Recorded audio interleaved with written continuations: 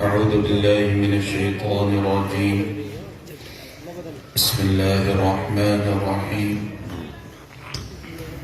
من ذا الذي يقرض الله قرضا حسنا فيضاعفه أضعافا كثيرة والله يقبض ويبسط وإليه ترجعون. صدق الله العظيم. ابھی آپ حضرات مولانا مفتی رئیس صاحب کا تفصیلی بیان سن رہے تھے اور مدارس کی جو اہمیت ہے اور مدارس کے ساتھ آپ کی کیا وابستگی ہونی چاہیے، تفصیلی بیان آپ نے سنا۔ یہ مدارس ہمارے لیے، ہمارے ایمان کی بقا کے لیے ریڑھ کی ہڈی کی حیثیت رکھتے ہیں۔ آج اگر اس ملک میں ہماری پہچان ہے اور ہماری شناخت باقی ہے تو وہ ان مدارس کی دین ہے، ہمارے حضرات علماء کرام کی قربانیوں کا نتیجہ ہے۔ آپ اسلامی تاریخ کا مطالعہ کیجئے تو معلوم ہوگا کہ جہاں جہاں مسلمانوں پر زوال آیا اور مسلمان پستی کی طرف گئے، اس کا بنیادی سبب یہی بنا کہ دشمنان اسلام نے پہلے مسلمان عوام کو علماء سے دور کیا اور مدارس کو نشانہ بنایا۔ جب مدارس بند ہوئے، علماء تیار ہونے بند ہو گئے تو لوگوں کا دین کے ساتھ رشتہ ختم ہو گیا۔ سوویت یونین دنیا کی ایک سپر پاور طاقت تھی اور اس علاقے کے اندر کمیونسٹوں کا غلبہ ہوا اور مسلمانوں کی نسلیں دین سے پھر گئی۔ انہیں یہ پتہ ہی نہیں چلا کہ ہمارے دین کے اندر کیسے تبدیلی ہوئی اور کیسے ہمارے عقائد اور ہمارے نظریات کے اوپر ڈاکہ ڈالا گیا اور ہم سے ایمان کی نعمت کو چھین لیا گیا۔ حالانکہ یہ وہی علاقہ تھا کہ آج ہمارے مدارس کے اندر جو حدیث کی اہم ترین کتابیں پڑھائی جاتی ہیں ان میں خاص طور پر 6 بڑی کتابیں جن کو صحاح ستہ کہا جاتا ہے، ان کی تخریج کرنے والے اور ان احادیث کو جمع کرنے کے لیے محنتیں اور کاوشیں کرنے والے حضرات محدثین کا اسی علاقے سے تعلق تھا۔ ایک زمانے کے اندر وہ علم کا مرکز تھا۔ ہمارے ملک کے اندر بھی جب انگریز ہندوستان میں آیا تو دہلی علم کا مرکز تھا، بڑے بڑے مدارس تھے، بڑے بڑے علماء تھے، لیکن انہوں نے ہندوستان میں آنے کے بعد علمی اعتبار سے دہلی کی مرکزیت کو ختم کیا اور ہزاروں علماء کرام کو شہید کیا۔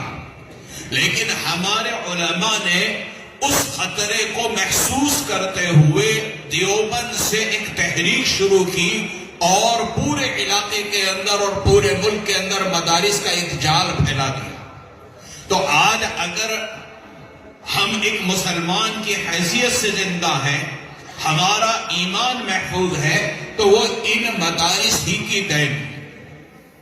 یہ مدارس ہمارے لیے بڑی اہمیت رکھتے ہیں۔ ہمارے ایک بزرگ عراق میں کسی پروگرام میں تشریف لے گئے اور وہاں انہوں نے لوگوں سے، اپنے میزبانوں سے کہا کہ میں آپ کے علاقے کے اندر جو کوئی بزرگ ہو، بڑا بوڑھا ہو، اس سے ملنا چاہتا ہوں۔ تو انہوں نے بتلایا کہ عراق کی جو راجدھانی بغداد ہے، یہاں تو کوئی ایسا بزرگ موجود نہیں، لیکن دور ایک بستی کے اندر پرانے زمانے کے ایک بزرگ موجود ہے جو بہت بوڑھے ہیں، ضعیف ہیں۔ چنانچہ ان سے ملاقات کے لیے گئے، سلام دعا ہوئی، اور انہوں نے پوچھا کہ کہاں سے آئے ہو؟ انہوں نے پڑوسی ملک کا نام لیا، اور پھر پوچھا کہ بھئی وہاں تمہاری کیا مصروفیات ہیں؟ انہوں نے بتلایا کہ مدرسے میں پڑھاتا ہوں۔ کیا پڑھاتے ہو؟ انہوں نے جو ہمارے مدارس میں کتابیں پڑھائی جاتی ہیں ان کا نام لیا کہ فلاں فلاں کتاب ہمارے مدرسے میں پڑھائی جاتی ہے۔ تو وہ بزرگ کہنے لگے کہ کیا آج بھی تمہارے مدارس میں یہ کتابیں پڑھائی جاتی ہیں؟ اور یہ کہہ کر زاروں قطار رونے لگے، اور انہوں نے کہا کہ اپنے ملک میں جا کر وہاں کے لوگوں کو میرا یہ پیغام پہنچا دینا کہ خدا کے لیے سب کچھ برداشت کر لینا، لیکن مدارس پر آنچ مت آنے دو۔ تو یہ مدارس ہمارے لیے ریڑھ کی حیثیت رکھتے ہیں، اور ان مدارس کے ساتھ آپ کی جو وابستگی ہے وہ بڑی اہمیت کے حامل ہے، اور اللہ رب العزت کے یہاں اس کا بڑا مرتبہ اور بڑا مقام ہے۔ جو آیت کریمہ میں نے آپ کے سامنے پڑھی، اس میں اللہ تعالیٰ فرماتے ہیں کون ہے جو اللہ تبارک و تعالیٰ کو قرض دے، اور جب وہ اللہ کو قرض دے گا فَيُضَاعِفُ لَهُ أَضْعَافًا كَثِيرًا، تو اللہ اس کو جو قرض اس نے مجھے دیا ہے اس کو کئی گنا کر کے بڑھا کر میں واپس کروں گا۔ اور اس کی گارنٹی کیا ہے؟ وَاللَّهُ يَقْبِضُ وَيَبْسُطُ، رزق کے اندر تنگی کرنا وہ بھی اللہ کے ہاتھ میں ہے، اور رزق کے اندر کشادگی کرنا وہ بھی اللہ تبارک و تعالی کے ہاتھ میں ہے۔ ایک اور آیت کریمہ میں فرمایا مَنْ ذَا الَّذِي يُقْرِضُ اللَّهَ قَرْضًا حَسَنًا فَيُضَاعِفُ لَهُ وَلَهُ أَجْرٌ كَرِيمٌ، جو اللہ تعالیٰ کو قرض دیتا ہے تو اللہ اس کو کئی گنا بڑھا کر واپس کرتا ہے، اور اس کو اللہ تعالیٰ بہترین اجر دیتا ہے۔ جب یہ آیت نازل ہوئی، حضرات صحابہ کرام جو کوئی نیکی کا موقع ہاتھ سے جانے نہیں دیتے تھے، ایک صحابی تھے حضرت ابو الدرداء رضی اللہ تعالی عنہ، رسول اکرم صلی اللہ علیہ وسلم کے پاس آتے ہیں اور کہتے ہیں کہ اے اللہ کے رسول صلی اللہ علیہ وسلم، اللہ تعالی ہم سے قرض مانگتے ہیں؟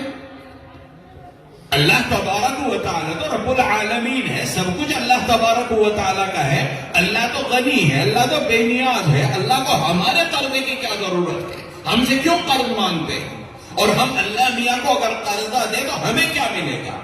رسول اکرم صلی اللہ علیہ وسلم نے فرمایا کہ اللہ تعالیٰ تم سے قرض اس لیے مانگتے ہیں تاکہ بدلے میں تمہیں جنت عطا فرمائے۔ آپ دیکھیے کہ ہم دنیا میں آئے تھے تو بالکل برہنہ تھے، ہمارے جسم پر کوئی کپڑا بھی نہیں تھا، لیکن دنیا میں آئے سب کچھ اللہ رب العزت نے دیا۔ اللہ تبارک و تعالیٰ اگر چاہتے جو میں نے دیا سارا مجھے دے دو، اللہ کا حق تھا، لیکن اللہ تعالیٰ جو دیا ہے اس میں سے سب نہیں مانگتے، کہتے کچھ اس میں سے دے دو باقی تم استعمال کرو۔ مثلا زکوٰۃ یہ ہے کہ 100 روپے میں نے تمہیں دیے، بس 2.5 روپے میرے کہنے کے مطابق خرچ کر دو اور 97.5 روپے تمہارے۔ اللہ تعالیٰ کہتے ہیں کہ 100 کے 100 میں نے دیے، لا میرے واپس کرو۔ لیکن ہم جو کچھ بھی دیتے ہیں اس کو اللہ تبارک و تعالیٰ قرض سے تعبیر کرتے ہیں۔ تو ابو الدرداء رضی اللہ تعالی عنہ نے جب رسول اللہ صلی اللہ علیہ وسلم سے سوال کیا تو آپ نے فرمایا کہ اللہ اس لیے قرضہ مانگ رہے ہیں تاکہ اس کے بدلے میں تمہیں جنت دے۔ ابو الدرداء رضی اللہ تعالی عنہ نے کہا کہ اے اللہ کے رسول صلی اللہ علیہ وسلم، میرے پاس 2 باغ ہیں، میں دونوں باغ اللہ کی راہ میں دیتا ہوں۔ رسول اکرم صلی اللہ علیہ وسلم نے فرمایا کہ اس میں سے ایک باغ تم اللہ کے راستے میں دے دو اور ایک باغ اپنے لیے رکھو، کیونکہ تمہارے اوپر تمہارے بیوی بچوں کو بھی ذمہ داری ہے، ظاہر سی بات ہے ان کا بھی خرچہ تمہیں نکالنا ہے، تو ایک باغ اللہ کے راستے میں دے دو اور ایک باغ اپنے گھر والوں کے لیے رکھو۔ ابو الدرداء رضی اللہ تعالیٰ نے فرمایا اے اللہ کے رسول صلی اللہ علیہ وسلم، اس میں فلاں باغ جو مجھے سب سے زیادہ پسند ہے اور اس میں 600 کھجور کے درخت ہیں، یہ اتنا بڑا باغ، میں اس کو اللہ کی راہ میں صدقہ کرتا ہوں۔ اور جب یہ صحابی گھر آئے اور اپنی بیوی کو کہا کہ جنت کو خریدنے کے لیے میں نے اپنا سب سے بڑا اور سب سے عمدہ باغ اللہ تبارک و تعالیٰ کو قرضہ دے دیا، تو بیوی بھی بہت خوش ہوئی کہ بہت اچھا سودا کر کے آئے ہو۔ اسی طریقے سے قرآن کریم کی آیت کریمہ ہے لن تنالوا البر حتى تنفقوا مما تحبون، کہ جو مال تمہیں پسند ہے جب تک تم اس کو خرچ نہیں کرو گے تو نیکی میں کمال حاصل نہیں کر سکتے۔ حضرت ابو طلحہ رضی اللہ تعالی عنہ جب یہ آیت کریمہ نازل ہوئی، رسول اکرم صلی اللہ علیہ وسلم کے پاس آتے ہیں اور ان کے پاس ایک باغ تھا جس میں بیرحا نامی ایک کنواں تھا۔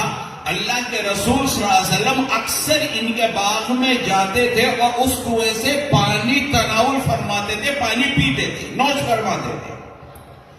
انہوں نے کہا کہ اے اللہ کے رسول صلی اللہ علیہ وسلم، میرے پاس یہ ایک ہی باغ ہے اور مجھے اپنے مال میں سب سے زیادہ پسند ہے، لہذا یہ باغ میں اللہ کی راہ میں صدقہ کرتا ہوں اور اللہ کی راہ میں خیرات کرتا ہوں۔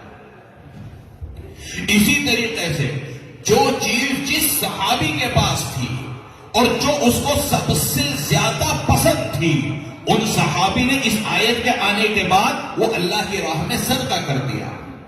قرآن کریم کی آیت کریمہ الذین ينفقون اموالهم باللیل والنہار سرا وعلانیۃ، وہ لوگ کہ جو اپنے مال کو خرچ کرتے ہیں، رات میں خرچ کرتے ہیں، دن میں خرچ کرتے ہیں، چھپا کر خرچ کرتے ہیں اور دکھا کر خرچ کرتے ہیں۔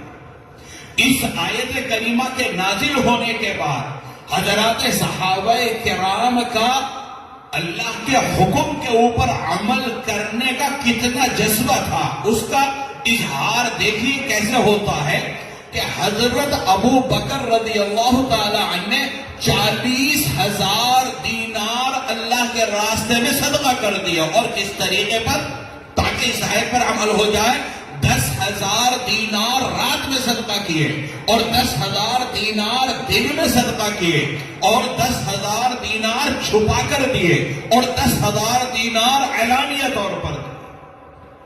تو حضرات صحابہ کرام اللہ تبارک و تعالی کے راستے میں خرچ کرنے کا کوئی بھی موقع ایسا نہیں تھا کہ وہ ان کی زندگیوں میں آیا ہو اور انہوں نے بخل سے کام لیا ہو۔ اسی لیے اللہ تبارک و تعالی نے اتنا اونچا مقام عطا فرمایا۔ غزوہ تبوک کے موقع پر جب رسول اکرم صلی اللہ علیہ وسلم نے حضرات صحابہ کرام میں چندے کی اپیل، کیونکہ اس وقت اس زمانے کی سب سے بڑی فوجی اعتبار سے طاقت رومیوں سے مقابلہ تھا اور مدینہ سے تقریباً 1200 کلومیٹر دور جا کر مقابلہ کرنا تھا، تو تیاری کرنے کی صحابہ سے اپیل کی کہ بھئی کچھ لے کر آؤ۔ چنانچہ حضرات صحابہ کرام اپنی حیثیت سے بڑھ کر لے کر آئے۔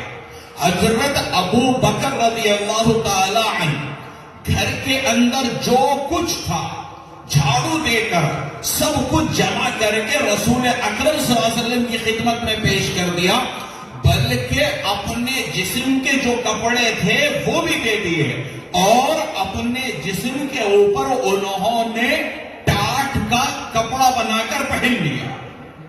حالانکہ حضرت ابو بکر صدیق رضی اللہ تعالیٰ عنہ تاجر تھے، لیکن جو کچھ تھا وہ سب اللہ کے راستے میں صدقہ کر دیا اور خیرات کر دیا. اور انہوں نے جو ٹاٹ کے کپڑے پہنے اس میں بٹن کی جگہ کانٹے استعمال کیے. جب اس کیفیت کے ساتھ وہ رسول اکرم صلی اللہ علیہ وسلم کے سامنے آتے ہیں تو فرشتہ آتا ہے رسول اکرم صلی اللہ علیہ وسلم کے پاس اور کہتا ہے کہ ابو بکر سے کہو کہ اللہ تعالیٰ ان کو سلام کہتے ہیں اور پوچھتے ہیں کہ ابو بکر سے پوچھو کہ وہ اپنے رب سے اس حال میں راضی ہے یا نہیں.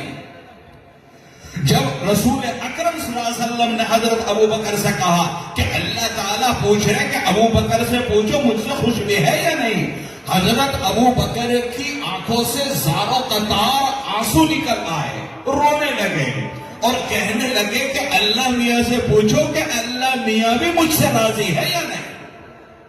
تو میرے عزیز دوستوں اور ساتھیوں, یہ جو مدارس ہیں ان مدارس کے ساتھ آپ کی جو وابستگی ہے یہ اللہ تبارک و تعالی نے آپ کو گویا اپنے نزدیک مقبولیت کا ایک موقع عطا فرمایا.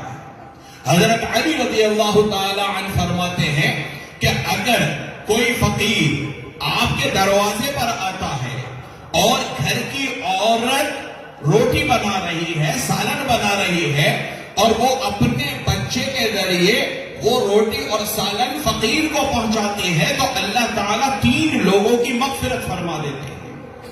ایک وہ مرد جو گھر سے باہر کماتا ہے, چاہے کھیتی باڑی کرتا ہو, دکان کرتا ہو, ملازمت کرتا ہو, مزدوری کرتا ہو, اور وہ جو دن بھر میں پیسہ کماتا ہے تو گھر میں کھانے پینے کا سامان لے کر آتا ہے, نہ کھانے پینے کا سامان لاتا, نہ گھر میں کھانا بنتا اور نہ فقیر کو ملتا, تو اس مرد کی بھی اللہ تعالیٰ مغفرت فرماتے ہیں. اور دوسرے وہ عورت جس نے کھانا بنایا جبھی تو فقیر تک پہنچا, اس کی بھی اللہ تعالیٰ مغفرت فرماتے ہیں. اور تیسرا وہ بچہ جو ماں سے کھانا لے کر فقیر تک پہنچاتا ہے اس کی بھی مغفرت فرماتے ہیں. حضرت علی فرماتے ہیں اور اگر مدرسے کا جو طالب علم ہے استاد سے سوال کرتا ہے اور استاد اس کو جواب دیتا ہے, یعنی جو پڑھانے کا مدرسے کے اندر عمل ہے, اس میں اللہ تعالیٰ 4 لوگوں کی مغفرت فرماتے ہیں. ایک وہ طالب علم جو استاد سے سوال کرتا ہے تو اللہ تعالیٰ اس طالب علم کی بھی مغفرت فرماتے ہیں. دوسرا استاد جو اس طالب علم کے علمی پیاس کو بجھاتا ہے اللہ تعالیٰ اس کی بھی مغفرت فرماتے ہیں. اور تیسرے کلاس کے اندر, درسگاہ کے اندر جتنے طلبہ اس سوال و جواب کو سنتے ہیں ان کی بھی اللہ تعالیٰ مغفرت فرماتے ہیں.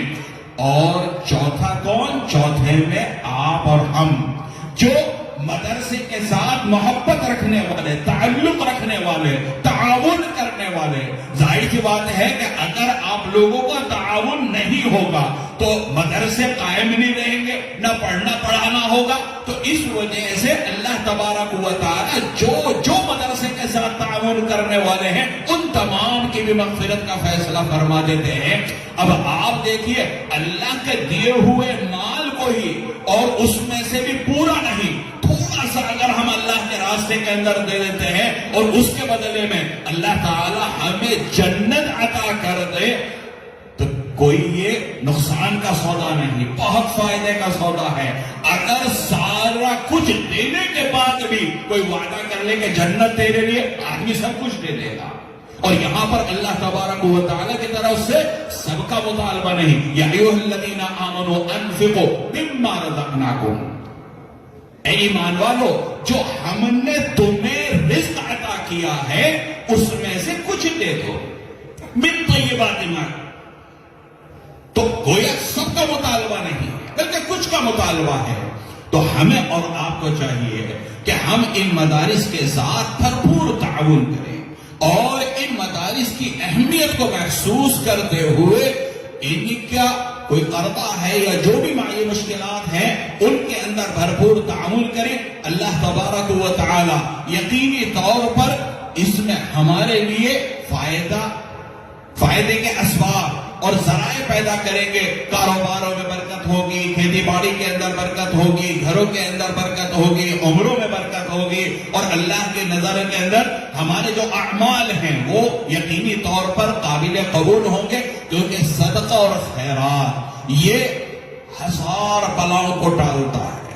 دن بھر میں نہ جانے کتنے مسائل اور پریشانی آتی ہیں، لیکن صدقہ خیرات یہ ان مسائل اور پریشانیوں کے لیے رکاوٹ کا ذریعہ بنتے ہیں۔ تو ہمیں اور آپ کو چاہیے کہ ان مدارس کے ساتھ بھرپور تعاون کریں، اور ان طلبہ عزیز کی جیسا کہ مفتی رئیس صاحب نے بتایا، آپ مدرسے کے ساتھ رابطہ کر کے معلوم کریں کہ ایک طالب علم پر پورے سال کا کتنا خرچہ آتا ہے۔ جو خرچہ آتا ہے اگر ہم اور آپ وہ ذمہ داری لے لیں تو یاد رکھیے یہ جو علمی سلسلہ ہے، اب وہ بچہ ابھی تو پڑھ رہا ہے، کل وہ بڑا ہو کر جب پڑھائے گا اور وہ دوسرے اپنے شاگرد تیار کرے گا اور پھر وہ اپنے شاگرد تیار کریں گے، جتنا یہ سلسلہ چلتا رہے گا تو اس علمی کام پر جو اجر و ثواب ہے اس میں آپ کا بھی حصہ برابر لگتا رہے گا۔ ایسا نہیں کہ بس آپ نے اس کو پڑھا دیا اور آپ نے دے دیا، ثواب ایک مرتبہ مل گیا، ختم نہیں۔ یہ صدقہ جاریہ ہے، یہ سلسلہ جو ہے مرتے دم تک ہی نہیں بلکہ مرنے کے بعد بھی آپ کے نام اعمال میں اور آپ کے کھاتے میں ثواب لکھا جاتا رہے گا۔ اللہ تبارک و تعالی ہم سب کو ان مدارس کی اہمیت کو سمجھنے کی اور ان کی قدر کرنے کی توفیق عطا فرمائے۔ اللہ تبارک و تعالی ہماری بستیوں کے اندر ان مدارس کی جو رونق ہے ان کو بحال رکھے۔ اللہ تبارک و تعالی ان مدارس کی حفاظت فرمائے۔ وآخر دعوانا الحمد للہ رب العالمین۔